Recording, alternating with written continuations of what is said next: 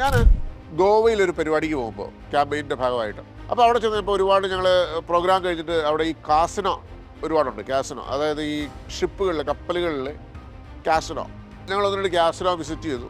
ആ സമയത്ത് ഗോവയിലായിരുന്നല്ലോ. അപ്പോൾ അതിനുശേഷം തിരിച്ച് റൂമിൽ ചെന്ന് ഞാൻ നമ്മുടെ സുഹൃത്തുക്കളോട് ചോദിച്ചു, നിങ്ങൾക്ക് ഇഷ്ടപ്പെട്ട കാസിനോ ഏതാണ്?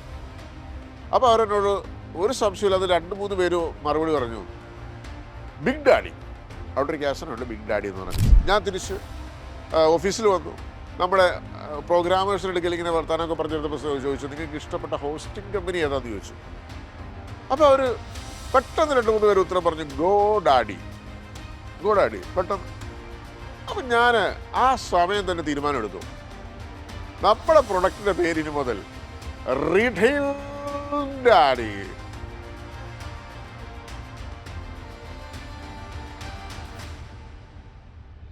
ഇപ്പോൾ നിങ്ങൾക്ക് എൻ്റെ സ്ഥാപനത്തിൽ 100-ലധികം എംപ്ലോയീസ് വർക്ക് ചെയ്യുന്നതായിട്ട് കാണാം.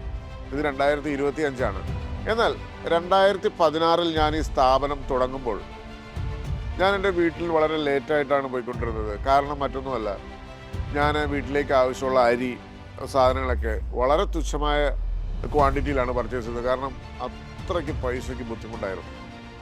അവിടുന്ന് തുടങ്ങിയ സ്ഥാപനമാണ് ഇന്ന് 100-ലധികം എംപ്ലോയീസുമായിട്ട് ഓൾ ഓവർ ഇന്ത്യ വർക്ക് ചെയ്യുന്നത്. എൻ്റെ പേര് ഷിബിൻ, റെയിൻഡെക്സ് സോഫ്റ്റ്വെയർ ലിമിറ്റഡ് CEO. ഞാൻ ആദ്യം വർക്ക് ചെയ്തിരുന്നത് ഗൾഫ് രാജ്യങ്ങളിലായിരുന്നു. അവിടുന്ന് തിരിച്ചെപ്പോഴെങ്കിലും നാട്ടിലേക്ക് വന്ന് സെറ്റിലാകണമെന്നുള്ളൊരു ആഗ്രഹത്തോടു കൂടി ഗൾഫിലെ ജോലിയെല്ലാം ഉപേക്ഷിച്ച് നാട്ടിലേക്ക് വന്നു. ഒരു സംരംഭം തുടങ്ങുക എന്നുള്ളതായിരുന്നു ലക്ഷ്യം. അപ്പോൾ അങ്ങനെ സ്റ്റാർട്ടപ്പായിട്ട് ഞാനൊരു ചെറിയ റൂമെടുത്തു, ഒരു വാടകയ്ക്ക് റൂമെടുത്ത് നാട്ടിലൊരു ചെറിയ ലൈസൻസ് എടുത്തു, നാട്ടിലൊരു സംരംഭം സ്റ്റാർട്ട് ചെയ്തു. ഞാൻ ആദ്യ കാലഘട്ടത്തിൽ ചൈനയിൽ നിന്നൊക്കെ സാധനങ്ങളൊക്കെ കൊണ്ടുവന്ന്, വിദേശ രാജ്യങ്ങളിലൊക്കെ സാധനങ്ങൾ കൊണ്ടുവന്ന് ഇന്ത്യയിൽ ആമസോൺ, ഫ്ലിപ്കാർട്ട് മുതലായ ചാനലിലൂടെ ഓൾ ഓവർ ഇന്ത്യ വിൽക്കുന്ന ഒരു പ്രസ്ഥാനമായിട്ടാണ് തുടങ്ങിയത്. പക്ഷേ എനിക്കറിയത്തില്ലായിരുന്നു ഇത് ആവശ്യക്കാർക്ക്, കസ്റ്റമേഴ്സ് ഉണ്ടോ ഈ പ്രൊഡക്റ്റിന്, അങ്ങനെ ഒരു ആവശ്യം എനിക്കറിയത്തില്ലായിരുന്നു.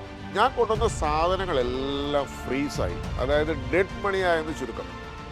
ഇതൊന്നും വിൽക്കാതെയായി.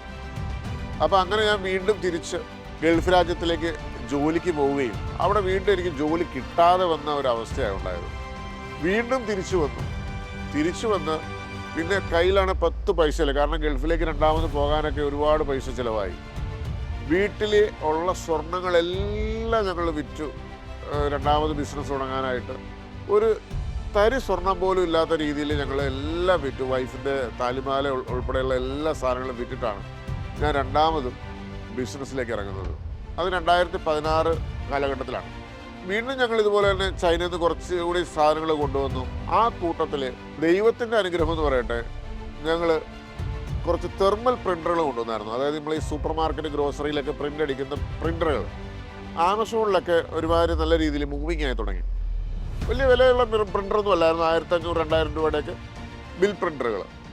അപ്പോൾ ഇത് വാങ്ങിയ ആൾക്കാർ സോഫ്റ്റ്വെയറുകൾ ചോദിച്ചു തുടങ്ങി, ബില്ലിംഗ് സോഫ്റ്റ്വെയറുകൾ. അതാണ് റെയിൻഡെക്സ് സോഫ്റ്റ്വെയർ ലിമിറ്റഡ് എന്നുള്ള സ്ഥാപനത്തിൻ്റെ ട്രേണിംഗ് പോയിൻറ്റ്സ്. അവിടെ നിന്നാണ് ഒരു വലിയ സ്ഥാപനം ജനിക്കുന്നത്. ഞങ്ങൾ ആദ്യ കാലഘട്ടത്തിൽ സ്വന്തമായിട്ട് സോഫ്റ്റ്വെയർ ഇല്ലാത്തതുകൊണ്ട് മറ്റുള്ളവരുടെയൊക്കെ സോഫ്റ്റ്വെയറുകൾ വാങ്ങിച്ച് വിൽക്കുന്ന പരിപാടിയാണ്. പക്ഷേ അത് കൂടുതലും അങ്ങ് പോയിക്കൊണ്ടിരുന്നപ്പോൾ അവിടെ നിന്ന് നമുക്ക് നല്ല സർവീസ് കിട്ടാണ്ടായി. പിന്നെ സ്വന്തമായിട്ട് ഇത് ഡെവലപ്പ് ചെയ്യണമെന്നുള്ളൊരു തീരുമാനത്തിലെത്തി. അപ്പോൾ ഈ ഒരു ചെറിയ റൂമുമായിട്ടിരിക്കുന്ന എനിക്ക് എൻ്റെ അടുക്കൽ ആരും പ്രോഗ്രാമേഴ്സ് ഒന്നും വന്നില്ല, സത്യമുള്ള കാര്യം. അപ്പോൾ ഞാൻ ഒരുപാട് ഫ്രീലാൻസർ പ്രോഗ്രാമറെയും അതുപോലെ നോർത്ത് ഇന്ത്യൻ ബേസ്ഡ് ആയിട്ടുള്ള ഒരുപാട് പ്രോഗ്രാമർമാരെയും ആശ്രയിച്ചിട്ടാണ് ഞാൻ ആദ്യമായിട്ട് റെയിൻഡെക്സ് സോഫ്റ്റ്വെയർ ഉണ്ടാക്കുന്നത്. അതിനുശേഷം 2020 കാലഘട്ടത്തിലായപ്പോൾ ഈ റെയിൻഡെക്സ് സോഫ്റ്റ്വെയർ ഒരു പബ്ലിക് ലിമിറ്റഡ് കമ്പനിയായിട്ട് രജിസ്റ്റർ ചെയ്തു. പ്രൈവറ്റ് ലിമിറ്റഡ് അല്ല, പബ്ലിക് ലിമിറ്റഡ് ആയിട്ട്. ശരിക്കും പറഞ്ഞാൽ അതൊരു ബ്രാൻഡ് വാല്യൂ ആയിരുന്നു. അവിടെ നിന്ന് ശരിക്കും പറഞ്ഞാൽ ഒരു ഡ്രാസ്റ്റിക് ചേഞ്ച്, രണ്ടാമത്തെ ഡ്രാസ്റ്റിക് ചേഞ്ചസ് ഉണ്ടായത് അവിടെ വെച്ചാണ്. കാരണം ഒരു വ്യക്തി നോക്കിക്കാണുമ്പോൾ ഒരു പ്രൊപ്പറേറ്റർഷിപ്പും ഒരു പബ്ലിക് ലിമിറ്റഡ് കമ്പനിയായിട്ടുള്ള വളരെ വ്യത്യാസമുണ്ട്. ആ ഒരു ബ്രാൻഡ് വാല്യൂ എനിക്ക് കൈവരിക്കാൻ സാധിച്ചു. അങ്ങനെ നമ്മൾ സോഫ്റ്റ്വെയർ ഡെവലപ്മെൻറ്റിൽ പൂർണ്ണമായും ഇറങ്ങി പ്രവർത്തിക്കാൻ തുടങ്ങി.